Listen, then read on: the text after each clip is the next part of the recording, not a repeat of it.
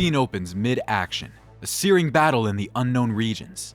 A spiral of distant stars twinkled across a dark void, but in the heart of that darkness, only the glow of laser fire lit the abyss. A small resistance scout corvette, the Vanguard Dawn, wove desperately between bleaks of blazing emerald energy. Its pilot, Lieutenant Dave Rill, shouted into his crackling transmitter, attempting to send one final distress call. "Mayday! Mayday! This is the Vanguard down. We've encountered unknown hostiles.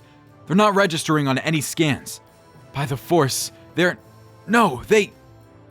Static burst, and then silence. The Corvette lurched from a jarring impact, lights flickered inside the cockpit, and the transmission ended abruptly.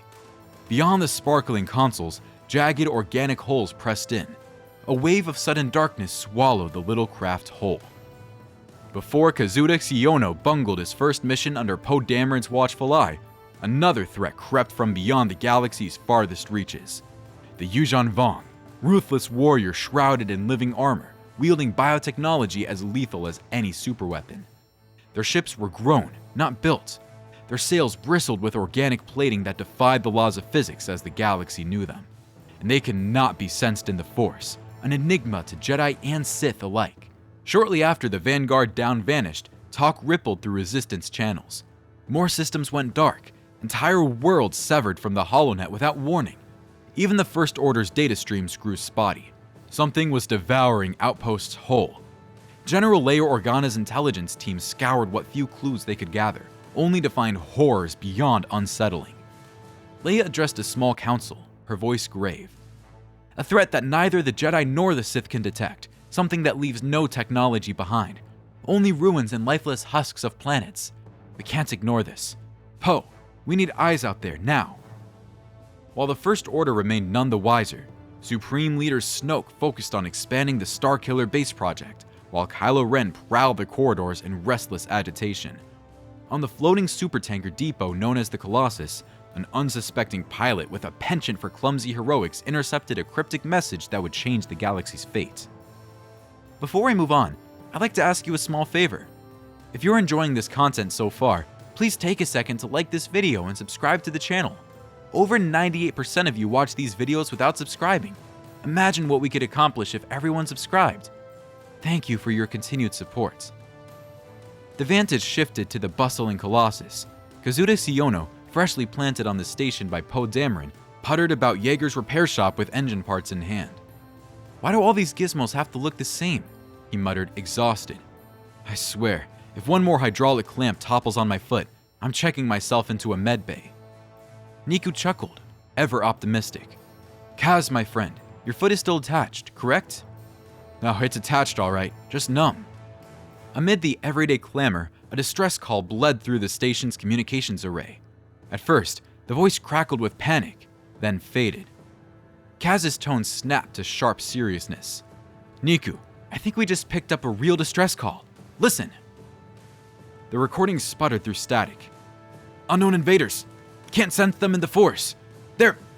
Please, if anyone's out there." It was enough to catch Yeager's attention, even spurring the hot-headed ace pilots into huddled curiosity. Kaz reported to Poe, who relayed the info back to Leia.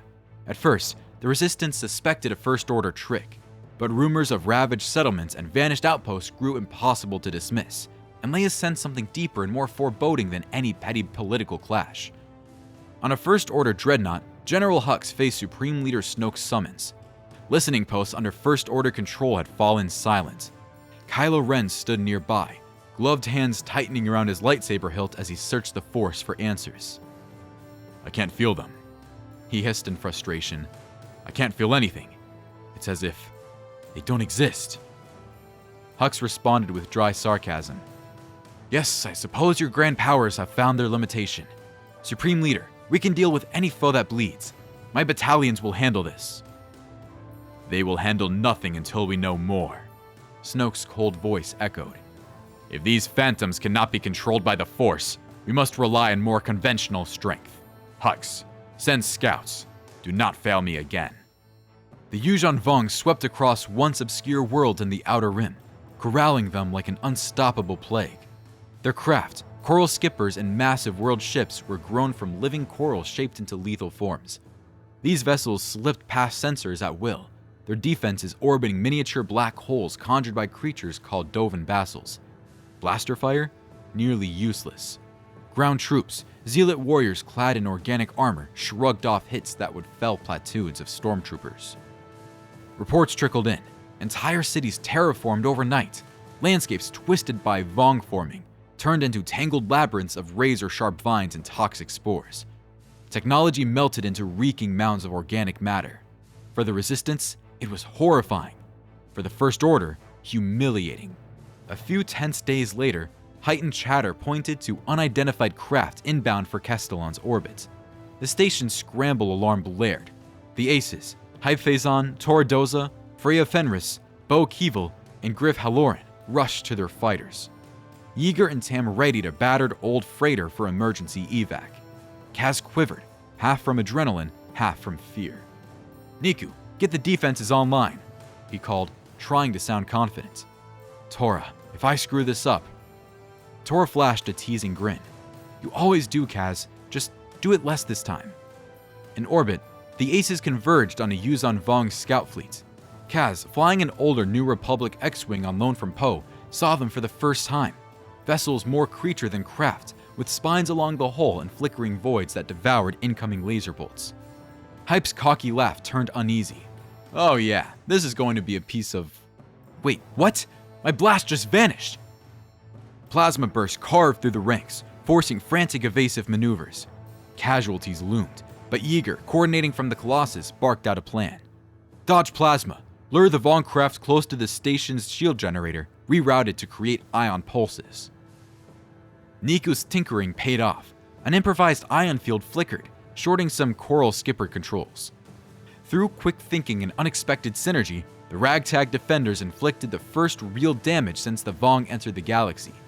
A smaller living ship cracked, trailing organic residue before it slumped into Castellan's atmosphere and exploded. The rest of the fleet retreated, more from tactical curiosity than fear. The Colossus stood, battered but unbroken, though fuel reserves were dangerously drained and half the Aces limped back with scarred ships. Yet hope, however fragile, was born. Word of the Colossus's stand spread like wildfire. General Leia Organa seized the moment, reaching out to potential allies. In a shocking turn, she extended a secret olive branch to the First Order. "We have reason to believe these invaders will target vital hyperlanes next," she told Snoke over a secure channel. "Let's not pretend our conflict is the only one that matters. If your fleet fails, we all die." Snoke replied with venom-laced amusement. "So the great Princess of Alderaan begs for an alliance. I am intrigued. We shall see how desperate you become, Leia Organa." Though he taunted, Snoke knew the Vong's immunity to the Force vexed even him. He ordered General Hux to halt certain Starkiller expansions, redirecting resources to defend strategic outposts. Kylo Ren scoured ancient texts, whatever fragments survived Imperial purges, searching for any mention of beings outside of the Force's reach. A new war overshadowed old grudges. Individual journeys shifted dramatically. Kazuda Xiono's carefree attitude dissolved under raw terror. After witnessing the carnage at Castellan, he grew focused, less prone to comedic blunders, though still capable of an accidental slip. "I've never seen war like that," he admitted, exhausted but determined. "It's not the same as pirates or the First Order. We're fighting something that wants to reshape the entire galaxy, not rule it." Tam Rivora, long torn about her future, now faced a test not of faction, but of humanity versus annihilation. Yeager spoke to her quietly. "You want a future? Help us build one. Because if we lose this war, there won't be anything left of the Colossus or the galaxy to dream about." Elsewhere, Kylo Ren grappled with existential crisis. Unable to sense the Vong, he questioned his power, Snoke's teachings, and the dark side itself. "The dark side is strength. It has to be," he muttered in quiet fury. "If these things don't bend, then perhaps it's the Force itself that's lacking." A seed of doubt took root. Days after the Colossus's survival reports confirmed the Yuuzhan Vong pressed toward significant worlds. Jakku's desert sands shuddered under spires drilling into the earth. Takodana endured infiltration attempts, and Maz Kanata's centuries-old castle became a fortress overnight. The Vong's overarching intent became clear: terraform the galaxy into their new home, where organic spires replaced skyscrapers, living ships breathed in orbit, and every inhabitant either served the Vong's twisted reverence for pain or died. With apocalypse looming, even lines between resistance and First Order blurred. Around a council table, Hux addressed allied officers through clenched teeth. This collaboration is purely temporary. Once these abominations are cleansed, the First Order will... Poe Dameron cut him off with a smirk. Sure. We can fight each other's politics later. Right now, we have bigger fish to fry. Hux sniffed. Technically, they're more like extragalactic crustaceans. Call them what you want. Poe rolled his eyes. Point is, we blow them up together or nobody does. Cooperation, if one could call it that, was born of necessity. Every Force user faced a crisis of faith. Luke Skywalker's scattered notes hinted at extragalactic mysteries, yet little survived the Empire's purge. The Knights of Ren practiced martial forms, attempting to adapt. Mind tricks, telekinesis, illusions, all useless against Vong warriors. Was the Force truly universal, or merely one aspect of cosmic life among countless mysteries? Leads ran cold, worlds burned, then a stroke of luck. Poe Dameron, chasing rumors of a downed Vong frigate on a remote moon, stumbled upon living wreckage. A single wounded Vong warrior was captured. Kaz volunteered to examine the organic pods powering the ship's systems. Niku, enthralled, joked that the biotech resembled sea slugs from Mon Cala, except far more terrifying.